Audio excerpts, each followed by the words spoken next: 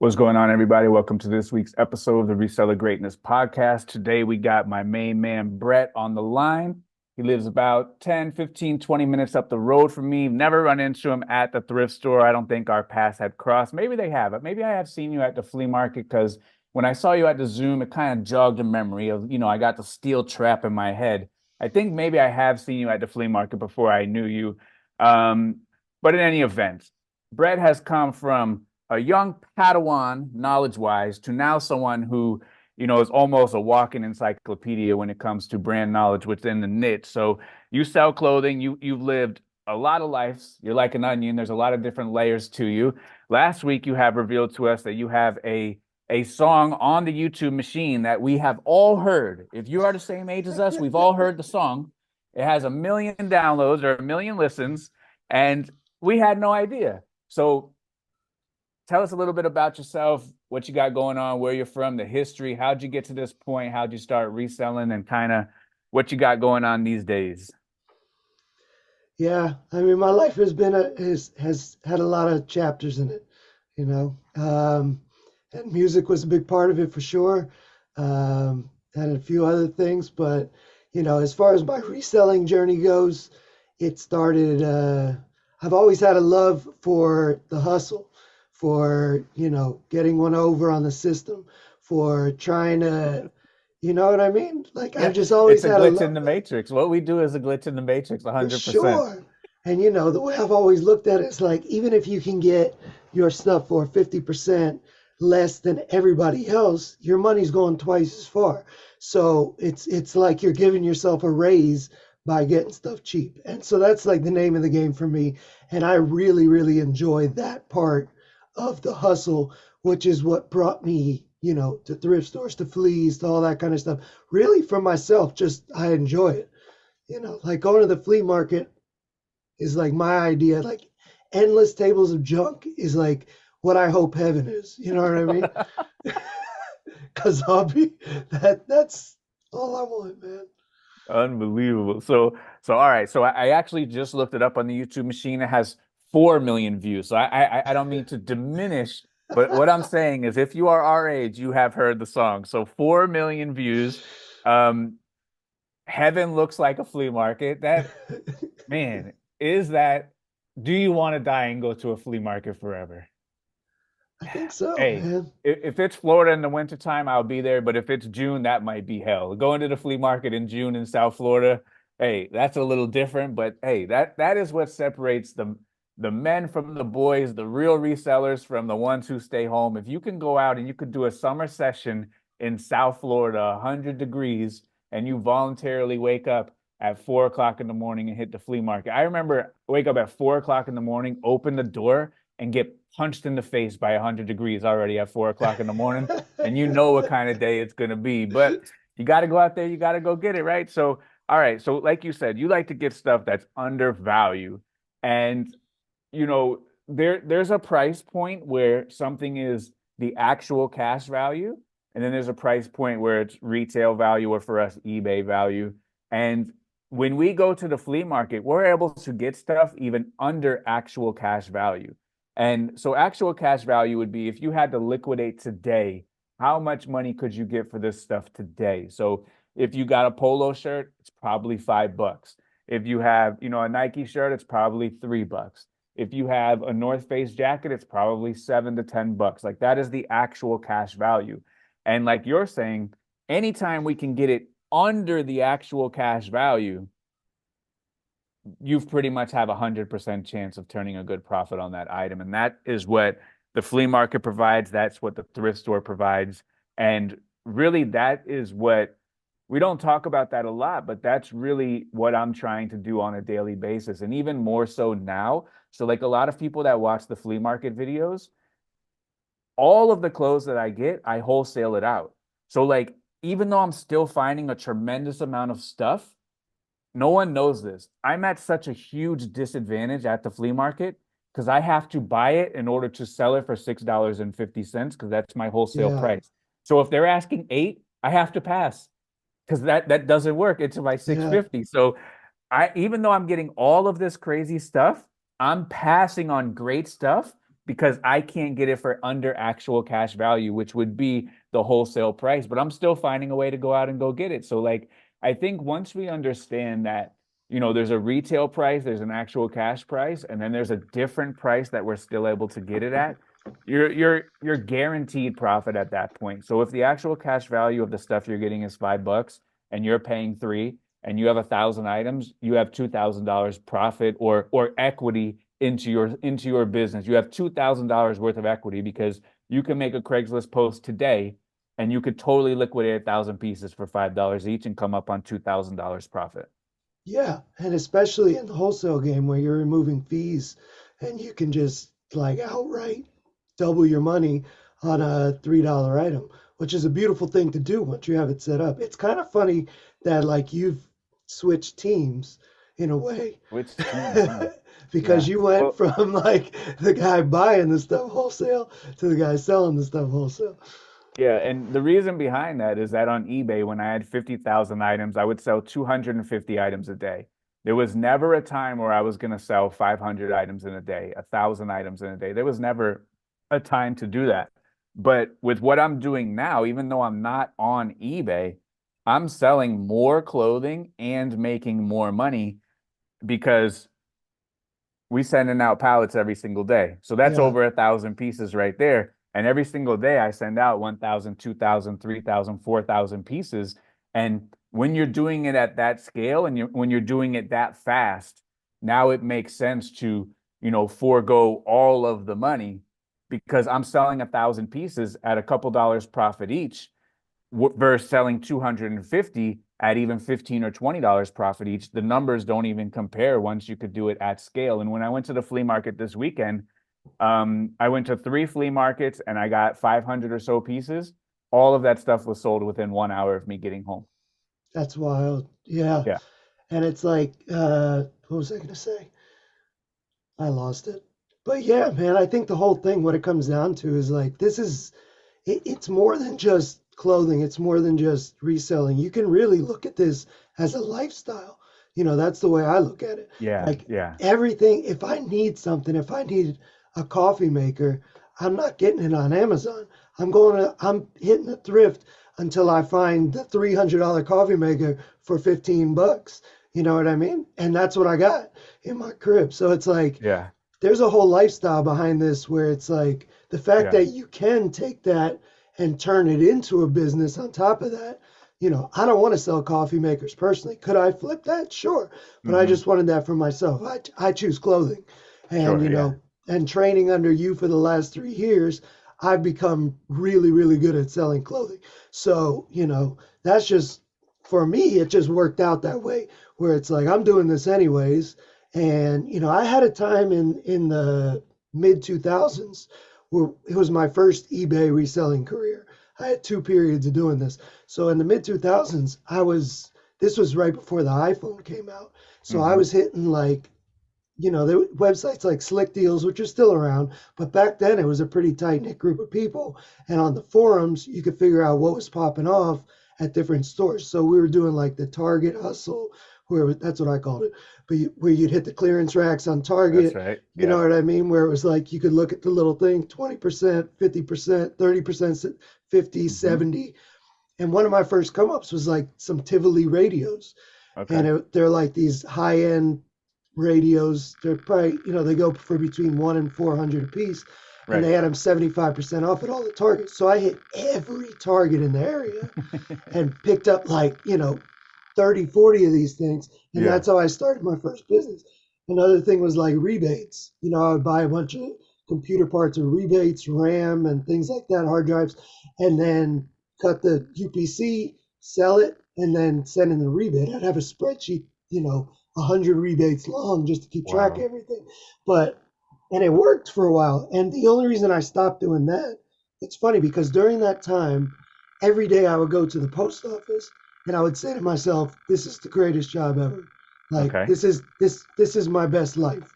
You know what I mean? Wake up, check some emails in my drawers, pack up some stuff, go to the post office, do some listings, whatever. But what happened was they switched from ending soonest to the best match algorithm. And when they first did that, it decimated my traffic. Like I went from X amount of sales to zero sales overnight. And I was in touch with eBay and there was nothing I could do. They were still working it out and it put me out of business. I ended up going into another business at that time, my screen printing shop, which I did for 10 years. Um, but in the back of my head, it was like I always wanted to get back to that place where I could go to the post office and just be like, I'm living the dream. Like, this is it. Absolutely. So now you are back in that place. You did screen printing for a little while. Where are all those shirts, Brett? Where are all the screen print shirts that you made 15, 10 years ago? Where are all those shirts? You didn't keep any. You have no boxes in the corner. You got nothing we can dig? No, I was happy to get rid of that business. So anything that was in box, I just got one of those big dumpsters and threw them in or donated them or whatever. But I will tell you that being in that business did give me a lot of brand knowledge when it comes to tees and clothing and stuff like that. So without even realizing it at the time, I was building a bit of a Rolodex Sure. and understanding clothing and stuff like that before I got into it. So when I did eventually get back into it, I was an everything seller, Hmm. until I found the group. And then I Hmm. started niching down to clothing based on the ease of shipping and storage. Right. And it was off to the races. Right. So you have done a good job at kind of like using eBay to maintain, a good lifestyle that you want. I know that's super, super important to you. For me, I'm 100%, very overwhelming. For you, you've struggled with this a little bit in the past where you've struggled with, the eBay side, the lifestyle side, and you had to do a movement, the delete the graph movement, which when you go to Seller Hub, it's got your graph on there every single day. And if you had a good morning, made a lot of sales in the morning time, you saw it on the graph, the foot came off the pedal. Yeah. So tell us a little bit about that. So you like to do eBay and you like to do all the lifestyle too, which is great. And eBay is a great thing for that. All eBay, all lifestyle, perfect. And you have been able to find a good balance where, things seem to be going well. Your eBay business seems to be going well. But short while ago, a little while ago, you saw that graph, you saw you were doing good, trending good, couple of good weeks, foot came off the pedal, and then, it starts to dip down again, and we get on that roller coaster, up, down, good, bad, up, down, good, bad, and that's a very tough place to be, and I think that, a lot of people go through that. So I guess take us through a little bit of that, take us through how you see eBay, working with how you live your life and the lifestyle, and then kind of what brought you to the point where you went to the seller hub, you hit the customization button, and you deleted the whole graph. Yeah. Well, I think, coming off my last business to start, it was, it was a big production facility. At our peak, I had 6 employees. I mean, it wasn't massive, but, I had 2 machines running at all times, all day. Um, and, that takes a lot out of you because I was also on the machines. Like I at no point in that business was I able to separate myself from running the floor. So I would have people in the offices handling that stuff and all this, and I would do all the scheduling, run the floor, all that stuff.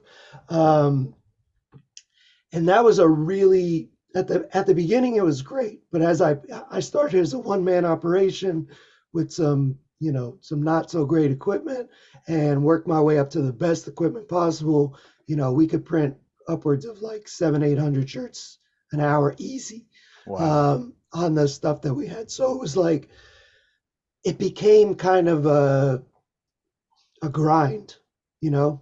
And it got to the point towards the end where, and I even did the 4-day work week where it was 4 10s, which I liked, my employees like, but it was still really hard on the body. Florida warehouse, hot, only the offices were air conditioned.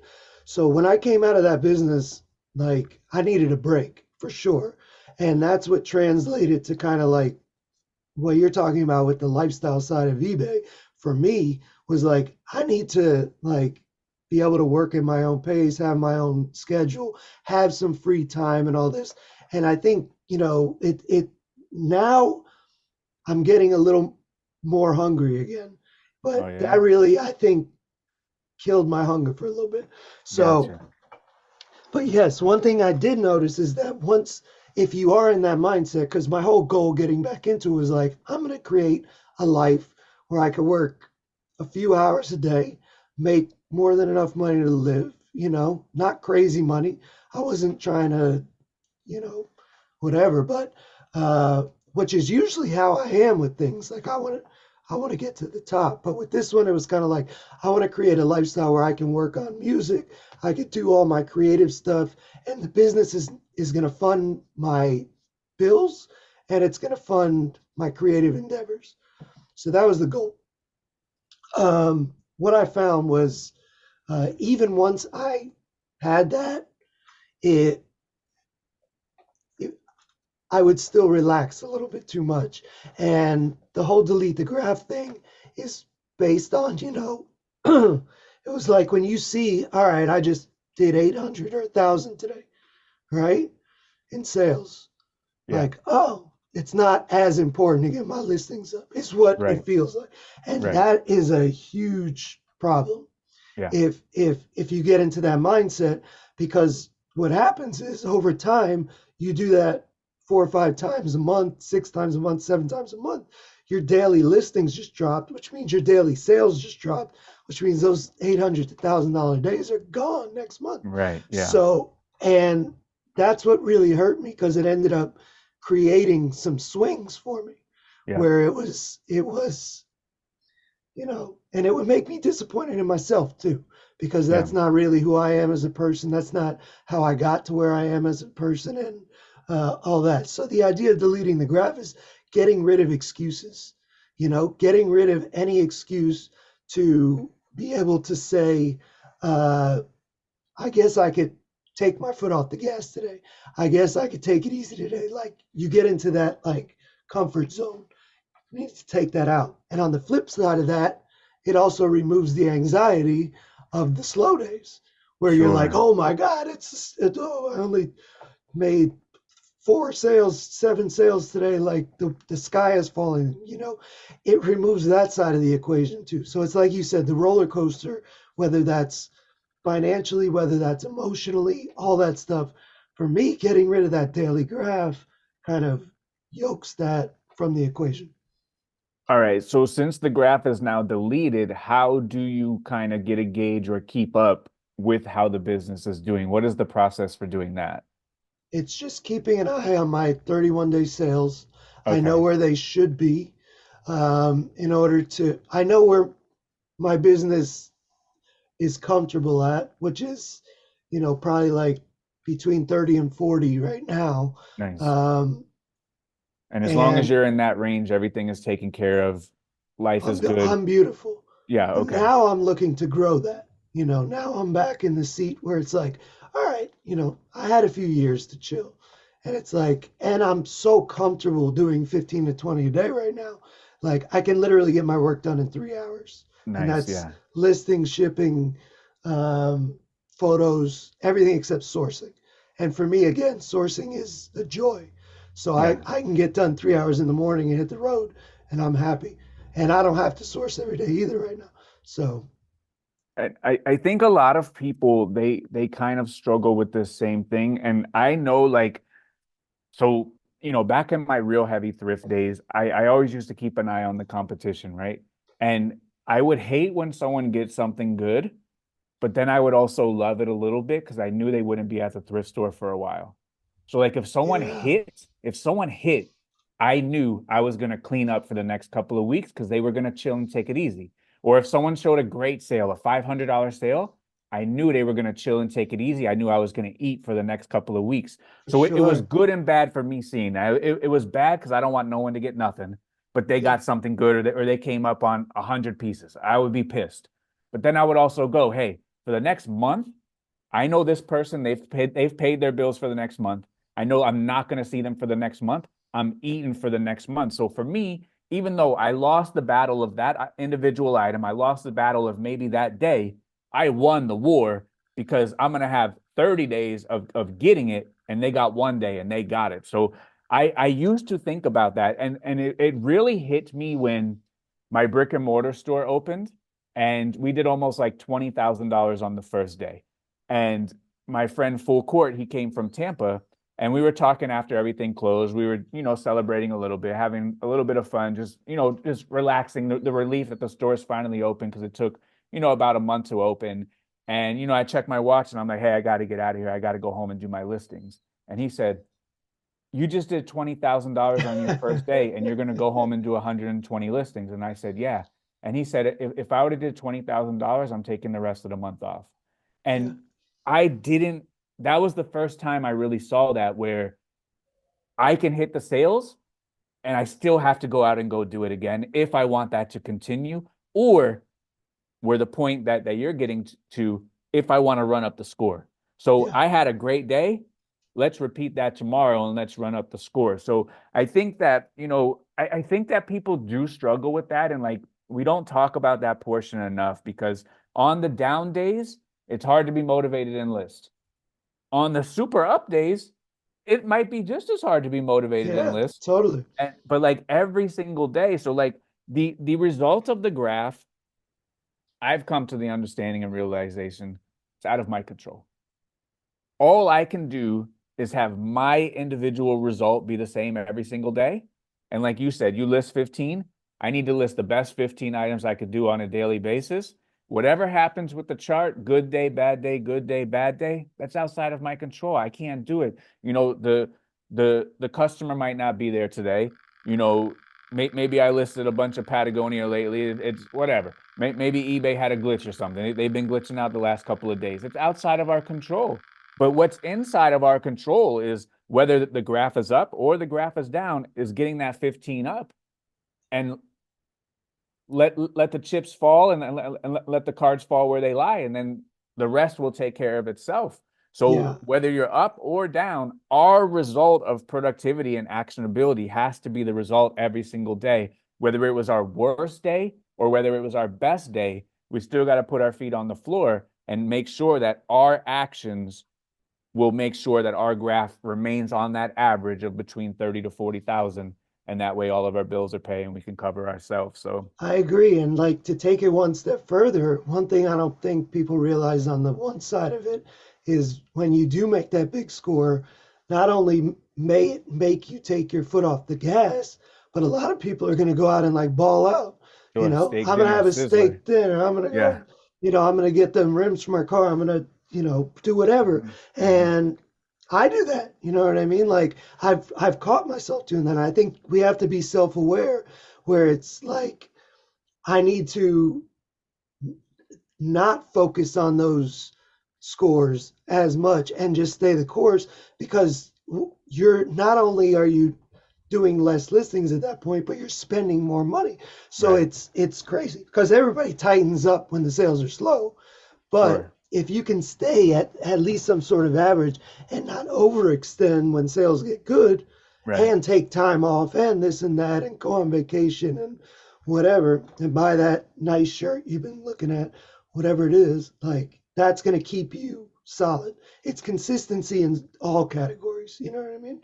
Absolutely. So when when you're getting your listings up, I always look at that consistency and that momentum, kind of like pushing a snowball downhill. You start with a little one like this, it gathers snow just like the cartoons, and that's all we can refer to. We live in Florida, so like the cartoons show that. The cartoons show you push that little snowball, and at the end of it, it's taller than Bugs Bunny, and it has the momentum. It's rolling by itself and getting bigger and bigger and bigger. But when we're not consistent, we have to start over every single day and start that snowball again because for a lot of reasons. It's like the mental reason, the hurdle of starting back again. Maybe we had 2 or 3 days, 4 days, 2, 3 weeks off, and now we got to get back over that hurdle and say, okay, today's the day. I got to get started again. Or the consistency that eBay wants and requires for whatever reason. They want us to list every single day. And when we take a couple of weeks off, we take time off, our graph diminishes. And as soon as we start listing, the graph starts going up. For whatever reason, Yeah. eBay wants that. And then, mentally that's stuff that is very, very important to us to be consistent. So I think that as someone who, has had to start and stop a lot, or not a lot, that's the wrong word. As someone who has start and stop, what is it like restarting the consistency, restarting the momentum? Is it easier to keep it going mentally? Is it easier to keep it going physically? What is the difference between restarting that snowball and kind of working with the same snowball every day? I think, like you pointed out, the mental resistance that can come up because, and we that's a whole other topic. But and I do agree with that. I guess over time, like you'll want to do it again, but on the flip side of that, you're out of practice. And you can say whatever you want about like taking photos is easy, this and that, but it's it, it's something that you have to put in reps for in order to have the speed, in order to not have the resistance to do it, in order to know what you're doing. So, like for instance, right now, my goal is to get to 30 a day. Okay. So what I'm doing in preparation for that is instead of doing 15 or 20, 15 photos every day, I'm doing 30 photos every other day, just so I'm mentally ready to do 30 photos as I'm growing. So just by doing that, it's like putting the weight on the bat when you're warming up. You know what Mm-hmm. I mean? Getting yourself mentally ready to do it and all that. I think the longer you take between like doing that, it's like anything. Like if I were to stop doing 15 for a month or for a week or whatever, it would be hard to do again because I can remember when it was hard. I can remember when I first started and it was really hard. It took me all day to do, 8 photos, Sure, sure, listings, sure. this, that, and the other. It took forever. So, it is those reps. And yes, there is going to be some sort of muscle memory involved over time. But at the same time, it's like you need to prepare yourself. The consistency is what allows you to get comfortable enough to be able to see the next step and it not be intimidating when you do it. Absolutely. And I got this pulled up here, and this is facts. I've seen this chart many times. This is when we stopped listing. So this person stopped listing. Yeah, They started listing again on March 1st, that's and the crazy. traffic went bananas. Look at the organic. The organic did what? That's Five crazy. times, Yeah, five easy. times the organic. And then March 2nd they were listing, March 3rd they were listing, March 4th they were listing, and this was done on March 5th. On March 4th, this person, they have 3,000 items in their store. They added 15, 30, 45, 60. They added 15 a day for 4 days. So this is the same exact store right here as it was right here. It's just 60 additional items. But They is that sold 31 items on this day. that's crazy. They sold 31 items. It's the same store as it Yeah, was this store. yeah. And look at the traffic spike. Imagine if we can have these spikes every single day and we don't have to live down here or live like this up and down, up and down, up and down. This is the same exact store as it was this day. And look at the traffic this day with Yeah. 1 day of listing. Sold 31 items on this day right here. Same And store. and that's like the beauty of it is this, because on a technical level, we're getting kind of the boosts from new listings. We're Mm-hmm. getting a boost from completed listings, from ending listings. So as we're the more we list, the more we're getting that initial boost. The Yep. more we list, the more we're building how many are ending that day. Yep. And those are the spikes that, you may miss a few days now and not see the change, but next month, you're going to see that change because you got less ending that day, even if you're Yep. listing that day. So it's hard to comprehend when you just look at the graph and know what you did, but it's really a combination of a few different factors coming together. And for me, that's what you figured out that I don't think anybody else figured out, at Yeah. least until you did. You were definitely that was like the huge like eureka moment for me when you described that and it was like he figured out how this works like Yeah, yeah. You have all of those combinations working with each other because you've been consistent every single day. So those combinations are also going to be consistent. The new listings, the items selling, the items ending soon is all of that really, really, really helps. So all right, so let's change gears a little bit. So you started out your second iteration of reselling, selling everything, and then eventually you move to the close. And just like everybody else, we don't pop out of our mother's womb being an expert in whatever sort of niche. It takes time, takes reps, takes seeking the knowledge, actually taking effort to go out and get this information and plant it into our head. So what kind of tactics have you used in these last couple of years to gain the expertise in the category? And I guess maybe we could talk about it too. When we went out to lunch, spur of the moment, we went to a couple thrift stores at 2 p.m., nothing planned. We didn't have any advantages. I haven't been to those thrift stores since the shutdown, so I haven't been there in 6 years or so. They're not in your neck of the woods, so you don't go there very often. We walked in at 2 p.m. and we had other people so mad at us, they were pointing at us because we were getting all the good stuff. So I guess how do we get to the point where we don't know anything? We've all been there. And how do we get to the point where we know enough where we can walk into any store and pull out $4,000 worth of profit in two stores and casually do it within an hour or so? How do we get to that point? And I think I think the beautiful thing about what I've been able to do in this business that no one else can say the same is that I have something in common with every single person because I was at your level once upon a time. Right. Everyone out there listening, I was at your level. Because when you make it to the top, you were at every single person's level, every single way along the way. And that's why I can sympathize with people that are brand new. That's Yeah. why I can sympathize with people that are trying to figure it out. That's why I can sympathize with the struggles of people who make 100K, make 250K. I can sympathize. We have that in common. So if you're brand new, we've had that in common. Brett has Yeah. that in common with you.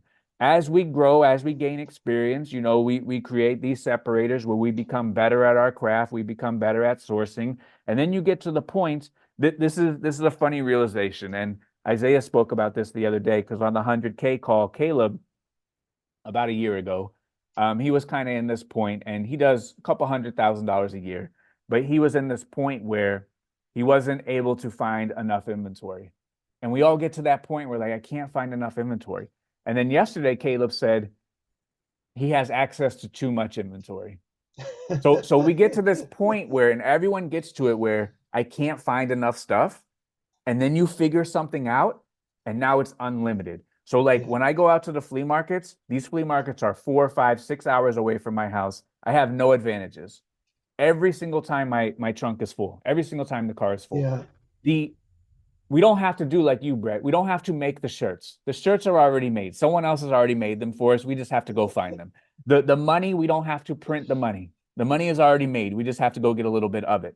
So I guess what steps did you take, have you taken to get from, you know, noob status, beginner status to the point where you and I can go into a thrift store and get everything $100 items, $200 items that were sitting there all day, unbranded items that sell within a couple of hours, bread and butter with a good spread, average sale price through the moon. How do we get to that point, A to Z? What are some of the things? What are some of the exercises, the tactics that you've gone through to kind of build up that Rolodex for brands? Well, first, I just want to say that what we did in those stores was absolutely ruthless to everybody else in there. Like, I felt like a part of me felt bad because I'm like, this is, gee, nobody has a chance in here.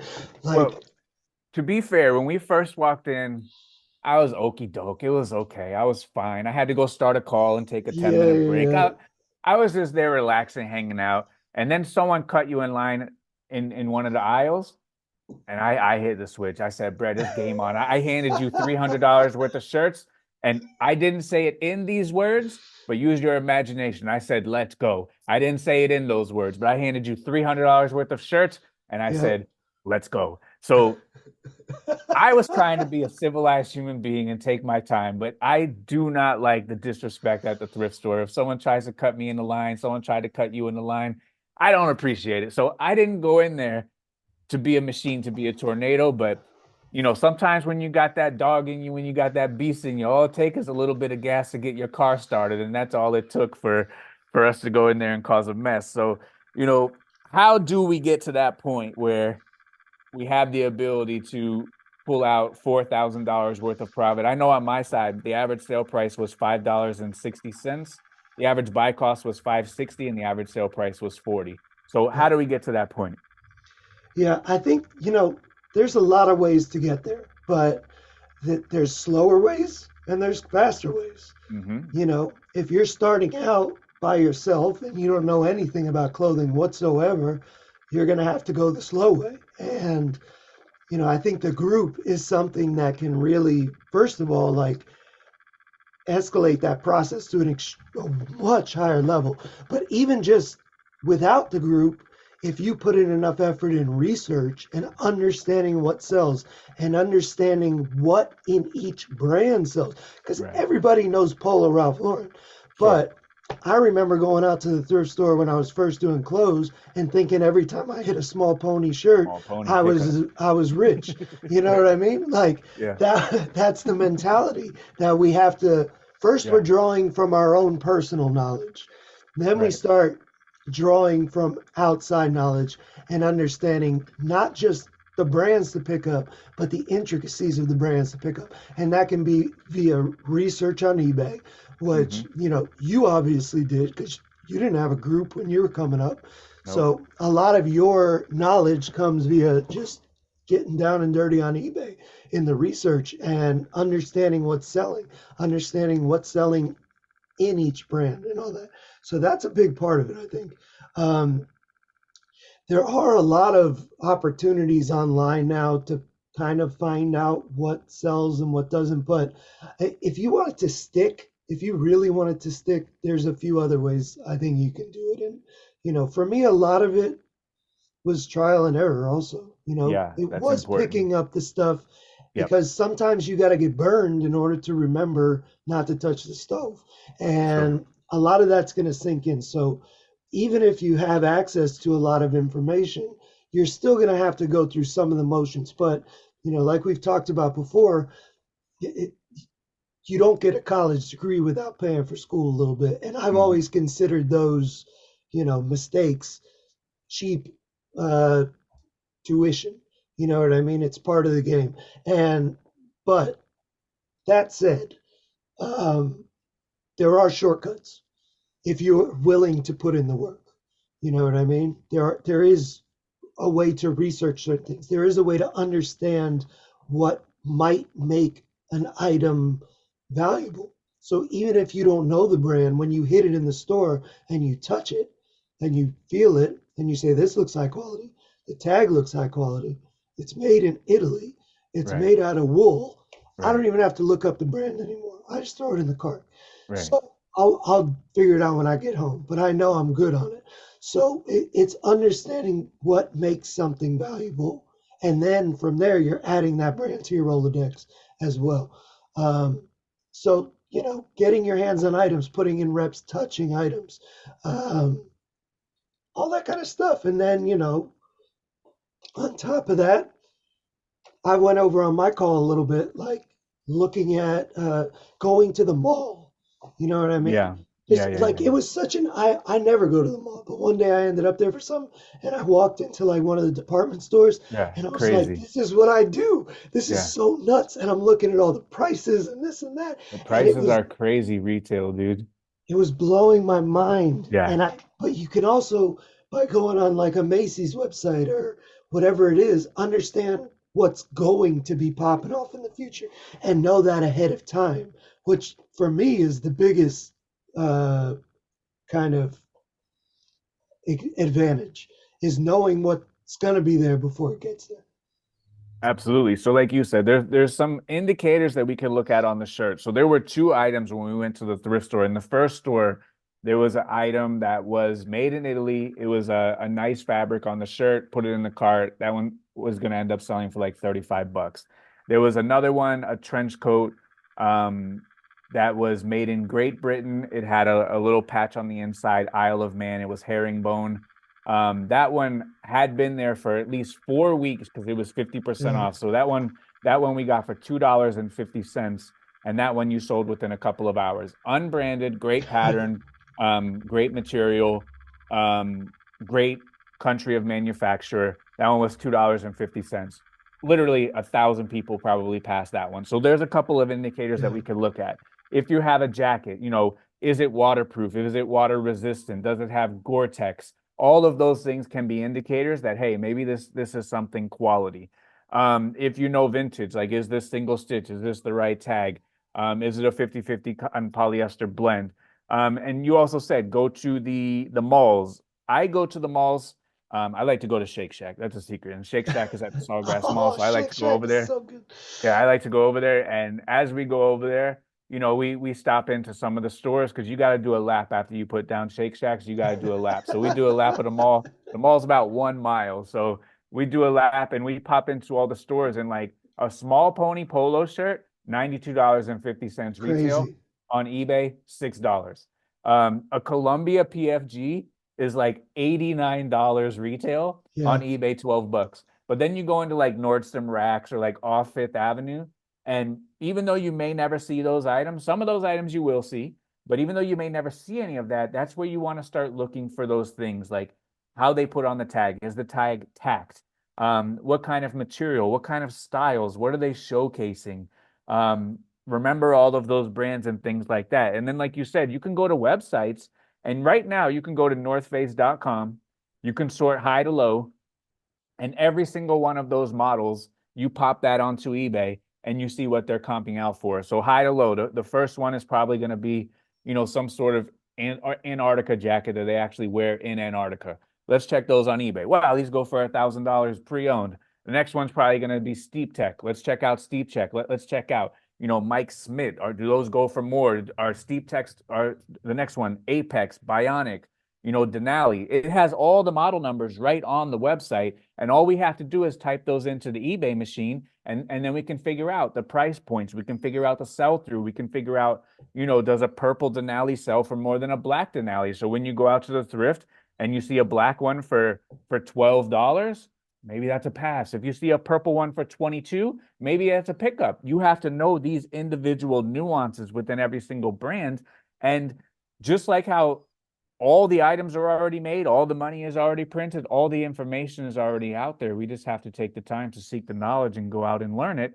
And you can do it with every single website. You can go to Patagonia, you can go to Johnny O, you can go to Grayson, you can go to North Face, and you can see what is selling for the most on the website.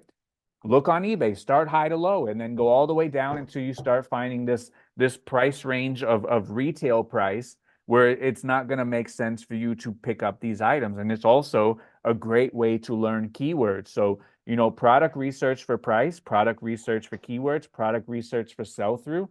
If you make an effort and do that every single day, and if you pick a category, you pick a brand and you study that, it's not going to take you very long to be, top 1% knowledge in that specific category, because how many people truly know about North Face? Not a yeah, lot. If you took a poll of 100 random people, if you studied North Face for a week and a half, you would be number one out of 100 people.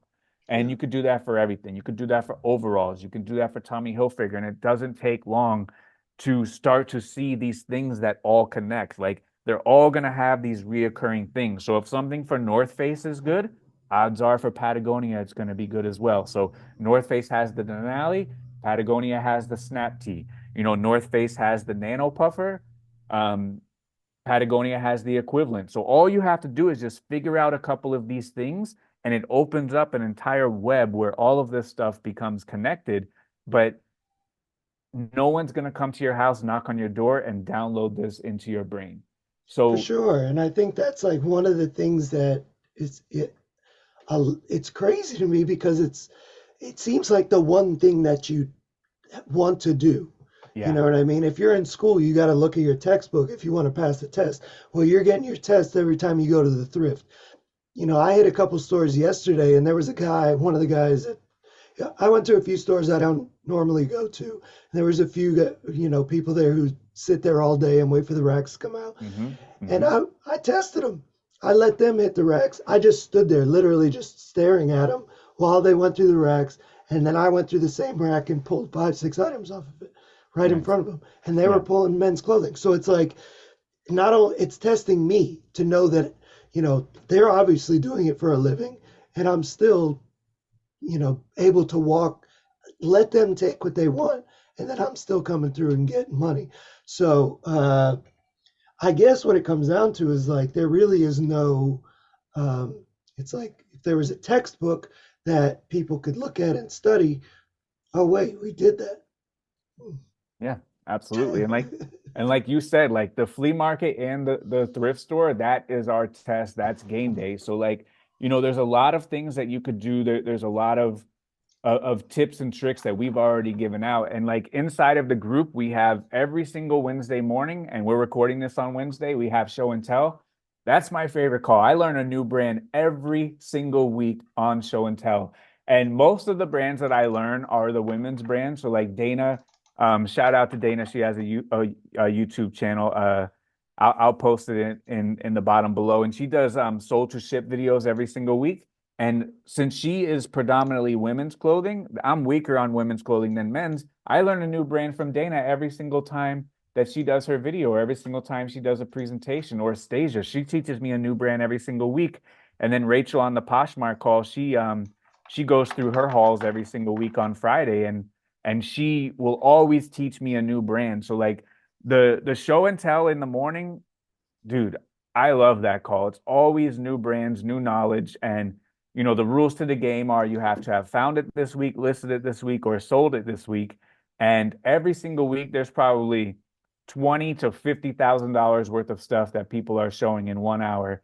And a lot of those are new brands to a lot of people, a lot of new nuance to a lot of people. And as a group, like that's one of the things that we really focus on is getting that brand knowledge. We have all the resources, we have all the niche down calls. We even have the deep dive document, which you are the curator of, and I cannot even imagine how much knowledge you have imprinted in your brain just by being the one who puts together the deep dive document For sure. every single day. Like you have become an accelerated assassin just from seeing these deep dives every single day. So I think the deep dive document is probably the number one resource on the internet for definitely clothing, but there's a bunch of different categories in there. We have, a little bit of card stuff, some hard good stuff in there. And like there's no limitation. It's just, do a deep dive, submit the deep dive, get access to the deep dive document. And if you want to accelerate your learning, dude, there is nothing like the deep dive document out there, dude. I look at that every single day, and every single day I learn something new on there. And I think it's great because like it shows the brand, everyone chooses a brand and they say, okay, this is the brand I'm going to do a deep dive on. They show the tags, they show what actually sells for those items because, like, maybe for North Face, not everything sells. Maybe the t-shirts are a pass. Maybe they don't have a good enough sell through, but maybe this particular item is a pickup every single time. Shows the tags, shows the sell through, shows prices, shows what you should be picking up in the brands. And if you are looking for the cheat code, that is a cheat code, my friend, right there. Yeah, for sure. And there's maybe one other comparable thing, but the deep dive doc, and much respect to the person who put that together, but the deep dive document is not meant to compete with that or anything. It's our own thing that really breaks things down in a completely different way and gives you the information in a way that's kind of fun to look at too, I think. So it's if you were to study one of these brands every single day just from the document, you would get Absolutely. so much. And like you said, it's one of those things where it's like I'm learning so much. I find brands that I would never know about unless someone did a deep dive on them. And Yeah. not only that, it's still very much in its infancy. I probably have more to add to the document right now than we do in the document. Wow. And the beauty of it is every month it's getting more and more large. And just to be clear, it's something that it's a collaborative effort for the reseller greatness group, where it's the members of the group that are submitting the deep dives. Absolutely. Yep. So there's like no end to how many can pop in there. And like you said, even though some of the other categories aren't too strong yet, it's still in its infancy. And over time, those categories can build up to become the greatest resource, even in Right. those categories. And the reason why, like, we have people submit to the document, submit their deep dive, is that having the knowledge to be able to do a deep dive, that is more knowledgeable than the deep dive document. For If you can sure. have the knowledge to be able to do the deep dive and figure out what is good on particular brands, in the group, we don't give you the fish, we teach you how to fish. Because if I was giving out fish every single day, you host the men's clothing call, you giving out fish every single day. If me and Brett would have got hit by a bus on our way to the Goodwill, then that's it, show's over. But if we got hit by a bus, hey, I know how to do a deep dive. Hey, I know where the resources are. I know how to access these calls that are all clearly titled so I can go get the information and then I can learn. So that is very, very important that, we learn the process of getting to the end result, because if not, we're always going to depend on somebody else to help with our business, run our business. And when that person isn't around or is not available, then we're going to be up the creek. So, the deep dive document, I love it. I look at that thing all the time, and I always learn a brand or two inside of that. So I don't know, do you have one you can fire up and just show? Because the amount of work that you put in, I just want to give you your kudos and give you your praise, because you have really put in a lot of work for that. And I, one personally, do appreciate it. I'm sure everyone in the group also appreciates it as well. Um, Yeah, but I can break it let's down. check one out. Let's school everyone. Yeah, I appreciate everybody participating in it and making it what it is. You know what I mean? It's an amazing resource, like you said. It's really helped me, and um, it's funny. Before we get into it, I just want to say, like, what's funny to me is that everything we've been talking about with research is this. Yeah, Everything it's we've been this. talking about, like, once you know how to do this, you can do this. But the funny part is, almost everybody's only doing one a month. It's like, why aren't you doing 30 a month? It takes 15 minutes to do. Yeah, And everybody's doing one a month just to have access. But the ones that you do are always going to stick better than the ones that sure. you Absolutely. read.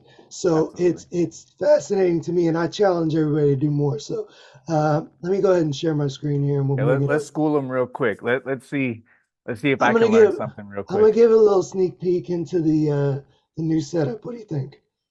Yeah, sure. Because this will be out in 3 weeks, so we can see the new and improved deep dive document here. All right, so this is the new and improved.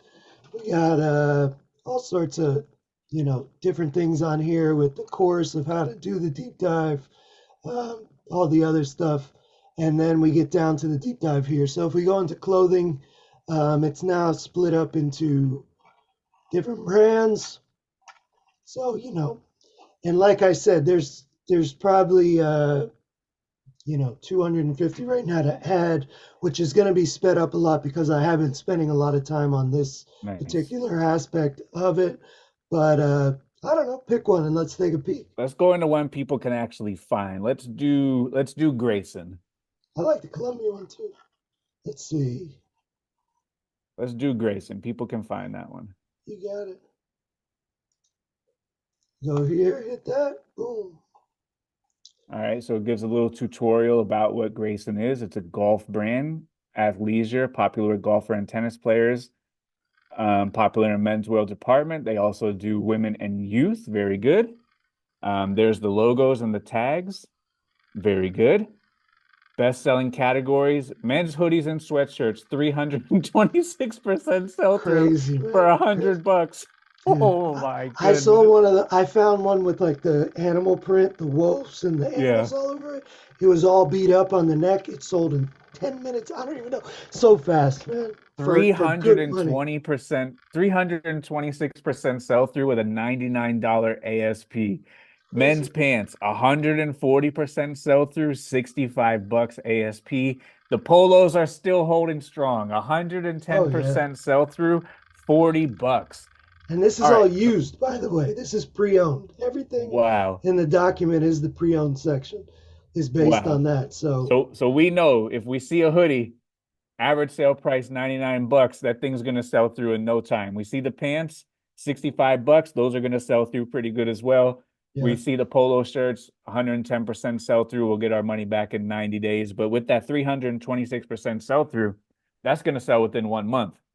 Oh yeah, So, for all right, sure. so very good. So we know a couple items to keep out for. And obviously I came up with a little equation to create a reseller greatness score for each category. That'll kind of give you an idea of how hot or cold an item is. Obviously, Nice. these are all instant pickups, so they're going to Nice. be 100. All right. Now we So go we got down some to bolos. BOLO section, which is going to show you, the high ticket stuff. For this brand, everything is good, but again, if you can find certain things, like maybe a tour issued one, you're going to get huge bucks for that. Ones Cashmere with too. certain logos on them, yeah, for Yeah. sure. The jackets you can see right there. So you're starting to see and for this brand, maybe it doesn't matter so much, but for other brands, this is the stuff that's going to separate the stuff Right. you want to pick up from the stuff you don't want to pick up. Right. So Oh, this I is do just like you showing. have the golf clubs too. You got Michael Jordan's golf club on there. You got Seminole. That's good. Yeah. Yeah. So these are like some big ones that maybe because there's going to be certain golf clubs and golf courses, and every one of them is going to use a different brand for their Yeah. clothing. Some are Yeah. going to use Polo, some are going to use uh, the basic stuff, whatever it is, the Golden Bear guy and Jack Nicholas. Sure. Sure. Some of them Sure. are going to use this and that. So, these are some of the, because Grayson is such a high end brand and all that, some of the higher end courses are going to use it for their stuff. And that's going to elevate the price of it because they're exclusive courses. So, And again, and this, also, if you see the Michael Jordan logo, if that's on a different shirt, we already know that that's going to be a pickup. We see the Seminole logo, sure. if that's on a lesser quality shirt, like a Peter Millar or a FootJoy. Even still, that may still be a pickup. So just learning Definitely. those golf club logos is also helpful. So all right, this one was like shooting fish in a barrel. So, Do you yeah, have like we one have in the offhand? notes, everything Yeah, sells great, instant anything. pickup. All This right, was so an this one easy was one. like shooting fish in a barrel. Do you have one offhand where there is some nuance where maybe we're not picking up everything? Yeah. Um, well, I mean, you have things like, let's see, I don't know, let's look at Bonobos, right? Because Bonobos isn't like an instant pickup brand, but there are some things in Bonobos that you don't want to pass. Like, Bonobos is one of those middle of the road brands. It could Yeah, be a bread and butter brand. You could treat it as that. The pants are going to sell for maybe, 25 bucks or between 20 and 25, depending on what they are. It's a middle of the road bread and butter brand, but it depends what your metrics are. Like I don't pick up Bonobos unless it's certain things yeah, personally. And this is going to kind of show us that a little bit, I think. So, like, we get into here, we can start to see, like, I didn't even know that, but like the men's jackets are going to get you, 60 bucks. And you're going to be able to, and that's at a 90% sell through on a Bonobo suit jacket. So, nice. if you're not looking in the suit jackets, which a lot of people aren't, and you come across Bonobo's jacket, you could turn a $7 purchase into 60 bucks. Sure. Again, Coach Jackets Invest, that's always going to be like a good category for most of these middle of the road brands because there's a more, not just sell value, but a better perceived value from the customer that a jacket should be worth more than a polo. So they're willing to pay more on top of that. And then you look at the third brand, the third one, and it's shorts. So maybe pants. I might have even been off on pants. I haven't sold Manova's pants in a while. But shorts is going to give you a 60% sell through. But now we're down in the $17 ASP range, which Right. means that this is, for me, is going to be a pass. So this is a good brand to see where, like, some of the stuff is going to meet my metric, but a lot of this stuff is not. So I can say, like casual button down shirts, not going to meet my metric. Polo's not going to meet my metric. T-shirts not going to meet my metric. That kind of stuff. Pants, depending on what they are, probably not going to meet my metric unless they're like maybe wool or something like that. So we have to start like really digging into it to find what's good. So now, you can see here, I'm definitely going to be picking up a suit jacket. The jackets, coats, and vests are going to have a little bit faster sell through. For me, I feel like a quality listing. I feel like quality photos. I feel like everything you've taught me in the group gives me what I call a extended sell through. So I Yeah. can add 25 points on any sell through for me because I know that what you've taught me makes my listings the best. And so that can bump a little bit. and then you go down into the other one, and we're down in the yellow section, which is like, could you build a business off of that? Sure, but now you're into uh, a slower sell through with lower. You might be able to pick them up for $1 and make a business out of it, but it's going to take longer to sell, and you're going to be dealing with smaller margins. Sure. So, and this is a good example of that. Then we get down to bolos, and you got $600 suit. You know what I mean? So there's going to be items that are going to get you good money. Here's a wool car coat for 220. Took it at offer. Here's a cotton blazer that might retail for 695. This is all pre-owned. Keep that in mind. $250. So even though the ASP is 63, there's still ones out there that are worth 250 just for the jacket, and that's a cotton jacket. Right. So this is where we're looking at the intricacies of the brand. You can't just take a brand as one thing. You have to know these categories. You have to know the breakdown of where the money is. So we have the notes on that as well. Right. And like, people will say like, hey, I don't pick up bonobos, but then you look at the suit brands of suit jackets and, there could be a $250 suit jacket on there that's made of cotton, and that becomes a pickup. So that's the stuff that, we got to get to the point where we have to know. And all it takes is finding a category, finding the brands in that category that you see recur most often. And then once you find those brands, then you have to start doing a deep dive and see what inside of this brand sells good. Is it the pants? Is it the shorts? Is it the jackets? Is it the shirts? Is it the suit jackets? Is it the hats? Is it the shoes? You have to you start with the category, identify the good brands, and then identify what sells within those brands. And that's how you do a deep dive. So And there's anybody no, could do it. Yeah, yeah, anyone could do it.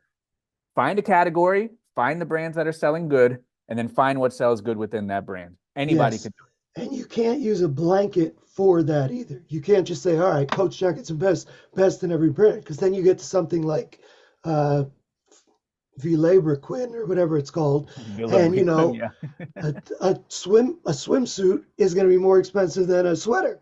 You That's know what right. I mean? So you need to know that stuff where you can bounce around and know your brands to where you know what category. Because most brands, the shorts are going to be way less than a Sure. sweater. But you Sure. look at a brand like that, and all of a sudden it's the opposite. So it's knowing that stuff.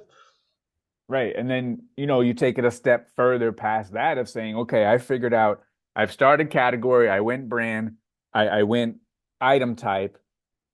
And then inside the item type, you have to find what the best item type is in there. So on the Villabrecrum, or however you pronounce it, someone in the comments can put I think the it's the French. phonetic spelling of it, Libre Queen. VI apostrophe dash, whatever. If you get to the point where you are searching swimsuits, you see the brand Villabrecrum, you do a deep dive on that. Inside of the swim trunks, once you've identified that as the item type that sells for the most, then you learn that plain one color Villabrecum doesn't sell as much as one with bananas all over it. Or maybe size 28 doesn't sell as good as size 42. And that is where you get it from category, brand, item type. This part right here of what inside of the item type actually sells and what doesn't sell, then it's shooting fish in a barrel after that. Yeah, and I hope that because the deep dive document is not intended to be a bolo list. It's not like oh here's the deep dive document. Like I've said it in the group. Like I will hand any other reseller the deep dive document, give them some time to look at it. I'll give them an hour ahead of me in the thrift store, and I'll still whoop their ass. Like that's the way I look at it. But that's just because I know I've done the research myself. So I Mm-hmm. always look. But if somebody were to take the time to study the deep dive document like a textbook, Yeah. now I'm concerned, Yeah. because even though it's not a bolo list, like a bolo list doesn't do much for you, because bolos are kind of, they're Like sparse. obscure items. Yeah, Yeah. it's Yeah. not like the stuff you're going to find every day. But Right. with the information in here, if somebody uses it correctly, Like you can create a monster out of that. Yeah, and using it correctly is getting to the point where you don't use it. And that's Yes, because you're doing your own deep dives because you've learned how to do it. totally. And we've explained it 5 times. Category, find the brands, find the item type, and then find what sells within that item type. So collared shirts, polo shirts, Ralph Lauren polo, small ponies, those don't sell. Ralph Lauren polo with Spain across the front and it's got the big pony, that's 125% sell through. Yeah. Ralph Lauren yellow ones, Germany with the spell out across the front, that's like 150% sell through. So we have found the category, polo type shirts. We found Ralph Lauren, the brand. We have found what sells the item type, and you can do it for shorts. Beige Tyler short, Ralph Lauren. Eh, maybe blue ones with some red lobsters on it. That's a pickup. So you have to go Paratroopers, brand, item definitely. type, and then the nuance inside of the item type. And you have to pick only the best of the best if you want to have the best of the best results. But you can still build a business around small pony. You could build a business around beige Tyler shorts. You could build a business around Bonobo shorts, but And I that think, business is going to be a little bit lower profit per item. That business is going to probably require a larger store. That business is probably going to require a little bit more photos, a little bit more listing, but you can still do it. Or you could take your approach where I'm getting the best of the best. I'm going to list 15 or 20 a day and I'm going to live my best life. yeah. And here's the thing, like it there, I don't want people to get discouraged if they are picking up that kind of stuff right now because you picked up the garbage when you started. I picked up the garbage when I started. Like it's part of the process, and like it's we built our businesses Yeah, off and of so that yeah, junk. You exactly. know what I So mean? whatever you could do now, just improve every single day until you That's could do it. better. Have your bank account go up every single day till it could do a little bit better. And just because the sell through shows one thing, if you have it at an advantage, that sell through doesn't apply to you.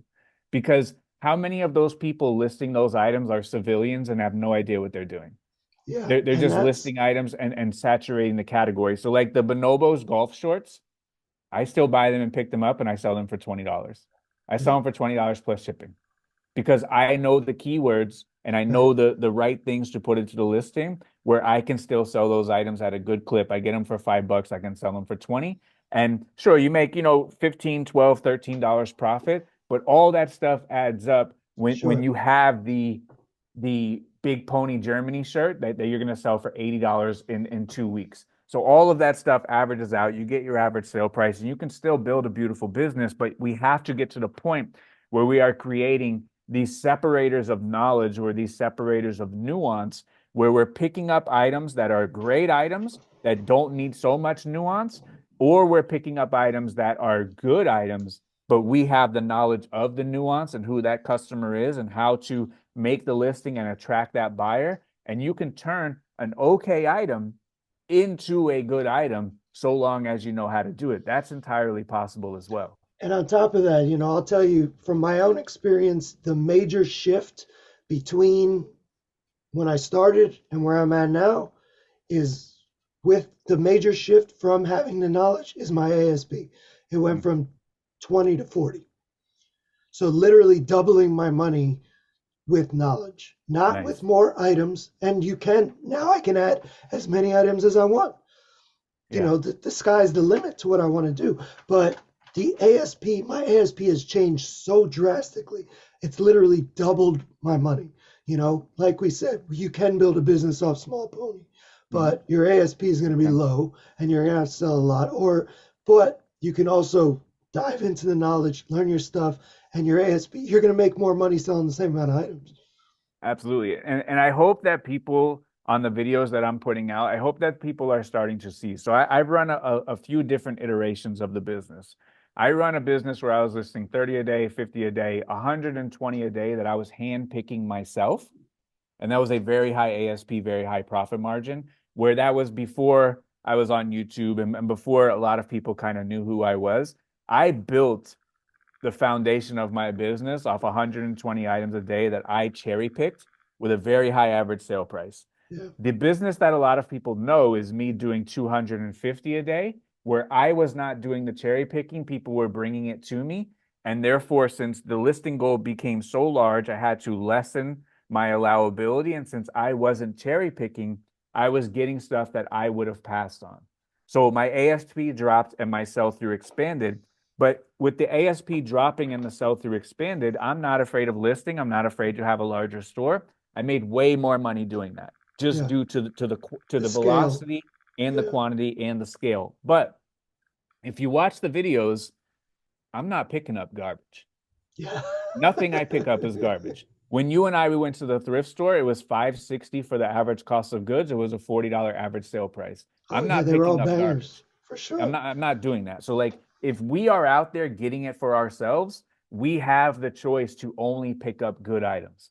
And I mean, one of these days I need to go to the video where, I go to a random flea market. I need to calculate what the average sale price is because, I'm picking up Purple Label, I'm picking up Lily Pulitzer, I'm picking up Oh yeah. Lululemon, all that other kind of stuff. No, thank you. No, thank you. We don't need to do that. So it is possible to only pick up the good items. May you have to go to an extra store? Maybe. May you have to learn a little bit more? Absolutely. Because when we went to the store, I picked up the two Frey button-up shirts. One was Yeah. a surprise and brand new. New Those attacks. items have been there for who knows how long, and 1,000 people have looked at them and they passed, Yeah. but they didn't know what the brand was. That's an And easy $200 easy. sale on And and eBay. and that separates going in there and finding 20 items and then living a great life versus now I have to go to 20 stores and find 20 items and they're going to be mediocre and I'm not going to know how to list them. They're not going to sell. And then I'm going to get frustrated. My graph's going to be down and I'm going to lose my momentum and my snowball is going to expire. So, For I sure. mean, in order to do this successfully, unfortunately, it requires work. Unfortunately, it requires knowledge. Unfortunately, we have to do the work and we have to seek the knowledge. There is no other way. I wish I had better news for people, but we have to do that on an individual basis. But however, it's free to do. It's free for me to sit at my computer, search eBay, category, brand, item type, nuance. It's very simple to do that. You could do it in 15, 20 minutes a day, and you can become an assassin within a month. It's the And I hope cheapest college degree you can get, and probably that's the it. one that pays you the most Yeah, if right. you You can earn scale doctor it. money, earn doctor money sitting on eBay just trying to figure out what actually Totally. sells. So You've I proven it. hope I hope that's the biggest takeaway that we have for today. And in the comments below, if you've made it this far, and our retention is great on the video, so I know a lot of you have, do your own deep dives. Submit in the comments what deep dive you did and tell us what kind of sell through you're seeing. And I told you how to do it. Category, find the brands that sell, find the items types that's selling the best for that brand, and then find the nuance. Post it below. I want to see what kind of deep dives you guys are doing. Um, there's no secrets. That's how we do it. You could do it at home. Do we have, the most amount of resources anywhere on the internet? Absolutely, we do. But you could do it at home by yourself, and that's how you do it. Category, find the brands that are selling, find the item types that are selling, and then find the nuance and find out why it is selling. And if you could do that for as many brands as possible, as many item types as possible, you too can become an assassin. You could walk into any single thrift store in America, any single flea market in America, and you can find items. That's why I am never worried. Someone asked me the other day, are you worried about a store that's been picked through? The answer was no. I'm not No worried. way. I'm not worried. No such Not worried. thing. Not worried. So I appreciate you hanging out with us today. Brett, if you got some parting words, leave the people with some parting words. But hey, you're doing a great job. The ASP has doubled. You're living a great life. Hashtag delete the graph, and Yeah, you've been off to the races ever since. So I just want to let you know I appreciate you for jumping on with us, sharing the knowledge. You have been a wealth of information. You've come a very long way in the last couple of years, and I hope the bank account reflects it as well. And I hope you're doing all right over there. And I really appreciate you and I appreciate you jumping on and trying to help somebody out there.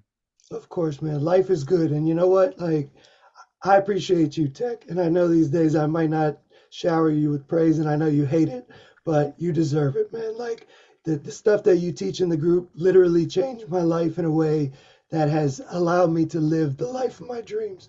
And I wouldn't have it any other way. So I appreciate you. And for anybody watching this, text the goat. I'm gonna beat him at other stuff, but for reselling, I'll give him goat status. That's right. We're gonna go to Top Golf. I'll do a video and let everyone critique my swing. I've never golfed before, so we'll go out there. Brett will beat me in Top Golf, and then I got to practice and I got to catch a rematch. So For sure. yeah, all good. I appreciate you coming on. Thank you very much, my man, and Thank you. continue success. Continue finding those good stuff. Continue coming to the Wednesday show and tell, and knocking our socks off with the cool stuff that you're finding because it's out there. We Sure. don't have to make it. You don't have to make it no more, Brett. It's already out there, It's and the out there, money's man. already out there. We just got to go out and go get it. So I hope everybody becomes a little bit better every single day. I hope everyone becomes a little bit richer every single day. And with that said, as always, be great. Thank you.